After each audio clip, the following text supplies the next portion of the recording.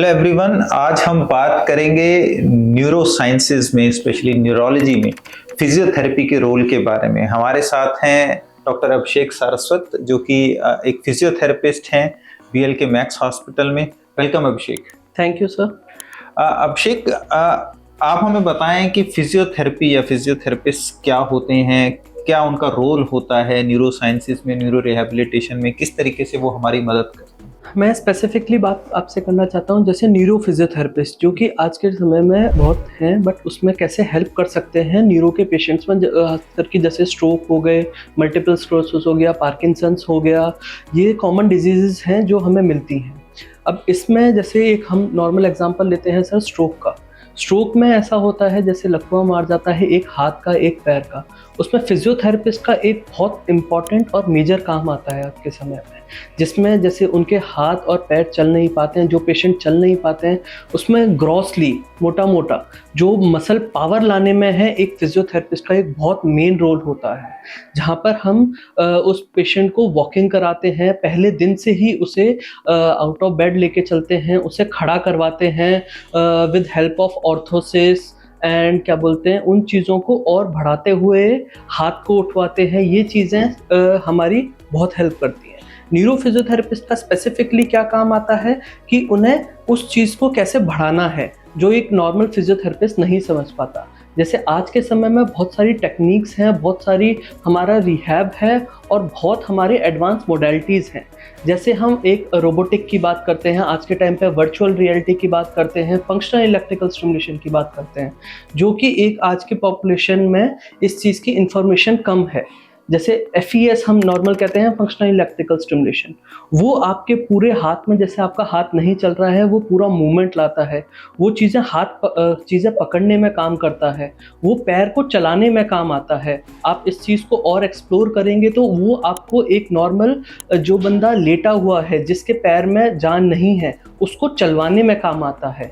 Robotic आज के time में बहुत एडवांस हो चुका है, जिसमें हम जो पेशेंट जिनके पैर नहीं हैं, जैसे स्पाइनल कॉर्ड इंजरी के पेशेंट नॉर्मल होते हैं, जिनके दोनों पैर चले गए होते हैं, उनको रोबोटिक्स पे लेते हैं, दोनों पैर से चलवाते हैं, वो बंदा चल पाता है, उनका रिकवरी टाइम कम हो पाता है उसी चीज़ से।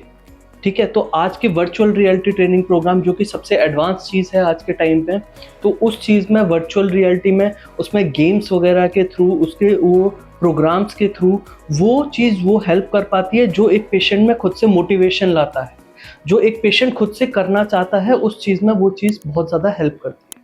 तो फिजियोथेरेपी ओवरऑल आपके ग्रॉस चीज़ पर इफ़ेक्ट करती है, एक ग्रॉस पावर लाती है, एक मसल पावर लाती है। तो जैसा कि मैं आपसे बात करके समझ पा रहा हूँ कि अगर किसी को किसी हाथ पैर में कमज़ोरी है, अकड़न है, यहाँ तक कि दर्द भी है, तो फिजियोथेरेपिस्ट हमें उस पार्ट ऑफ बॉडी, जो अंग है, उसमें उसकी मोशन लाने में, उसमें ताकत लाने में, वहाँ पे मसल या मांसपेशी का पावर लाने में हमारे को हेल्प करता है, और वो ग्रेजुअल ट्रेनिंग के रास्ते करता है। और जैसा कि आपने बताया कि स्ट्रोक में ब्रेन में जैसे डैमेज हो जाता है, तो वो आपको आपकी डिसेबिलिटी से उभारता है।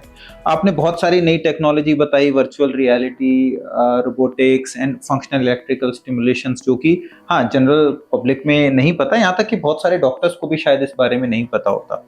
तो क्या बहुत ज़्यादा फ़र्क है एक फिजियोथेरेपिस्ट में और ये जो सब एडिशनल टेक्निक्स आए हैं? क्योंकि एक जो मुझे एज ए डॉक्टर पता है कि active physiotherapy is much better than passive physiotherapy, और एक बहुत कॉमन जो मैं अपने प्रैक्टिस में देखता हूँ कि मशीन्स लगाई जा रही हैं। पर्सनली मैं मशीन्स के बहुत ज़्यादा फेवर में नहीं हूँ, क्योंकि जितना मुझे पता है कि एक्टिव फिजियोथेरेपी एक्सरसाइज कराना ज़्यादा ज़रूरी है बजाय कि मशीन लगा के स्टिमुलेशन कराने की। और बहुत बार ऐसा होता है कि फिजियोथेरेपिस्ट जो हैं वो ये सब मशीन्स लगा रहे होते हैं और एक्टिव फिजियोथेरेपी पे कम ध्यान देते हैं। तो इसके बारे में आपका क्या कहना है? सर, इस चीज़ में मैं ये कहना चाहूँगा, यही एक डिफरेंस आ जाता है न्यूरो फिजियोथेरेपिस्ट में। हमारी ये जो नई मशीनें हैं, ये सिर्फ एक पैसिव मूवमेंट नहीं कराती हैं, ये सिर्फ मूवमेंट नहीं कराती हैं, ये एक्टिव मूवमेंट की तरफ इनिशिएट करती हैं चीज़ें। जैसे मैं वर्चुअल रियलिटी का एक नॉर्मल एग्जांपल देता हूँ, वहाँ पर पेशेंट एक है ना मोटिवेट होता है कि मेरे को एक्टिवली एक चीज़ पकड़नी है। जैसे उसमें एक नॉर्मल गेम चलते हैं कि एक एरोप्लेन ऊपर जा रहा है, नीचे जा रहा है। अब उसमें हम पेशेंट को वो टास्क देते हैं कि आपको एरोप्लेन ऊपर लेना है।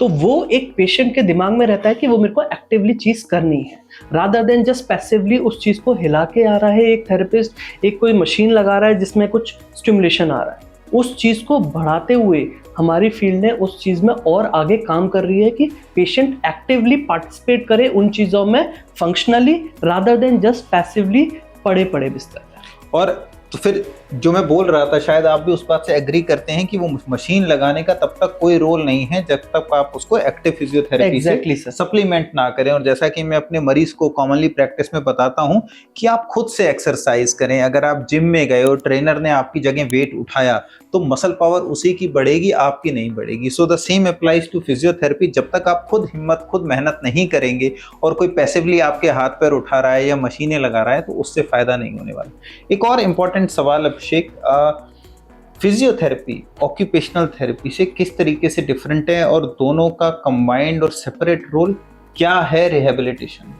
सर, हम इस चीज़ को एक न्यूरो रिहैबिलिटेशन कहते हैं, जिसमें physiotherapy, occupational therapy, speech, dysphagia, cognitive, ये सब एक बहुत इंपॉर्टेंट पार्ट आ जाता है, जिसमें इन सब का अपना अपना अलग रोल है जो एक दूसरे से ओवरलैप नहीं करता है कभी भी। एक फिजियोथेरेपिस्ट एक ऑक्यूपेशनल थेरेपिस्ट से बहुत डिफरेंट होता है। फिजियोथेरेपिस्ट आपके ग्रॉसली मसल पावर में ज़रूर हेल्प करेगा कि उस चीज़ में पावर आ गई है, बट उस चीज़ को एक आगे स्टेप लेना, द नेक्स्ट स्टेप, उसका फाइन मूवमेंट लाना, उसके दिनचर्या के सारे काम करवाना, वो एक ऑक्यूपेशनल थेरेपिस्ट आपकी बहुत ज़्यादा हेल्प करता है। हाँ, तो ये बहुत इंपॉर्टेंट बात है। तो जो अभिषेक ने अभी बताया कि माना ये मेरा हाथ बिल्कुल नहीं चल रहा है, तो इसमें जो ताकत लाने का काम है वो फिजियोथेरेपिस्ट का है, लेकिन उस ताकत के साथ मुझे कैसे ब्रश करना है या शेव करना है वो काम ऑक्यूपेशनल थेरेपिस्ट का है। तो इसका मतलब ये समझें कि दोनों का आपस में कंबाइंड रोल है और अगर दोनों मिलके काम करेंगे तो शायद रिकवरी बहुत अच्छी हो। वो रिकवरी और फास्ट होती है। हम उसी चीज़ में देखते हैं, हमारे पेशेंट को बोलते हैं पहले से 3 से 6 महीने बहुत गोल्डन पीरियड होता है। अब उसी चीज़ में सिर्फ एक फिजियोथेरेपिस्ट लगा हुआ है तो उसका इफेक्ट नहीं आ पाता। इसलिए फिजियोथेरेपिस्ट और ऑक्यूपेशनल थेरेपिस्ट एक कंबाइन काम करके चलें तो वही जो हम एक 10 का काम कर रहे हैं वो हम 20 का काम कर पाएंगे। एक और कॉमन जो प्रॉब्लम मैं अपनी ओपीडीज में, अपनी जनरल प्रैक्टिस में फेस करता हूँ वो ये है कि पेशेंट्स ना लेट आते हैं। जब फिजियोथेरेपी लेट कराते हैं या जब बहुत स्पास्टिसिटी, अकड़न हो चुकी होती है, तो कितना जल्दी हमें एक्सरसाइज करना शुरू कर देना चाहिए? फॉर एग्जांपल, अगर हमें स्ट्रोक है, हमको कोई एक्सीडेंट के बाद हम बिस्तर पे हैं, या हमारे स्पाइनल कॉर्ड में कोई इंजरी हो गई है, या हमारे को बैक एक है, तो कितनी जल्दी हमें एक्सरसाइज करनी चाहिए? सर, हम इस चीज़ में कहते हैं कि फ्रॉम द फर्स्ट डे, अगर कोई कॉन्ट्राइंडिकेशन नहीं है तो हम फ्रॉम द फर्स्ट डे हम उस चीज़ को स्टार्ट कर देते हैं। स्ट्रोक पेशेंट्स में हम फ्रॉम द फर्स्ट डे, पहले दिन से ही तो 0 पॉइंट पे फिजियोथेरेपी सर स्टार्ट कर देते हैं, बिकॉज बिना उसके वो चीज़ नहीं आ पाती। बहुत ही इंपॉर्टेंट पॉइंट डॉक्टर अभिषेक ने बताए आज फिजियोथेरेपी के बारे में। एक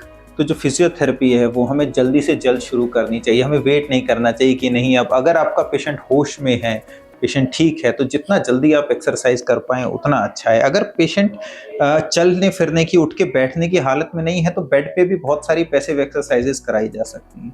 दूसरी चीज, एक्टिव फिजियोथेरेपी बेटर है। कुछ नई टेक्निक्स आई हैं जो उन्होंने बताया, जैसे virtual reality, robotics, functional electrical stimulation, ये हेल्प करते हैं एक्टिव फिजियोथेरेपी में और जो नॉर्मल आपका रिकवरी पीरियड है उसको थोड़ा सा कम करते हैं। ऑक्यूपेशनल थेरेपिस्ट एक एडिशन है रिहैबिलिटेशन में, और जैसा कि डॉक्टर अभिषेक ने बताया, न्यूरो रिहैबिलिटेशन एक टीम वर्क है जिसमें physiotherapist, occupational therapist, speech therapist, psychiatrist, psychologist, neurologist पूरी टीम की तरह काम करते हैं और एक दूसरे को हेल्प एंड सपोर्ट करते हैं और पेशेंट की रिकवरी में अपना इंडिविजुअल योगदान देते हैं। So thank you very much Abhishek for being with us and talking to us. आपसे बात करके हमको बहुत सारी चीजें मिली एंड आई होप ऑडियंस को भी बहुत कुछ नया पता चलेगा। Thank you so much sir. Thank you.